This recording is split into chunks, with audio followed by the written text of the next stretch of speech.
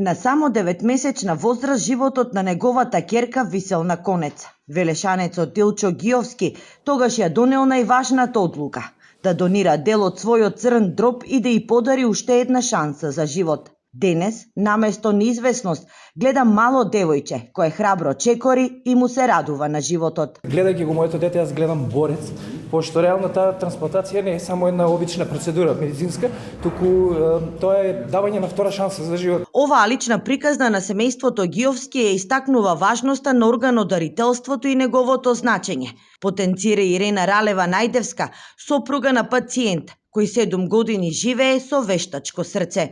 Еден донор може да спаси 8 човечки животи. Наместо да скапуваат органите под земја, може да спасат 8 други семејства, не само пациентите, туку и цели семејства. Затоа е важно да се работи на подигање на свеста на граѓаните за овој хуман чин, посочува националната координаторка за трансплантација. За бенефитот од процедурата трансплантација, која што морам да нагласам, една од најстрого законски и медицински регулирани процедури и да добиваме што повеќе согласности.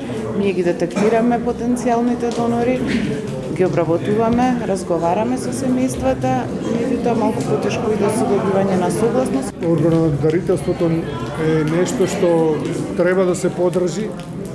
Тоа е, да кажам, и култура на живење, тоа е сознание за дека може да се помогне на различен начин и е една суптилна тема која и како бара во јавноста посебен третман. За верските заедници, органодарителството е хуман чин, во кој тие препознаваат дело на љубов и надеж. Секој човек создаден од Бога единка сам за себе има право на живот, има право и на телесно здравје, а и духовно спасение.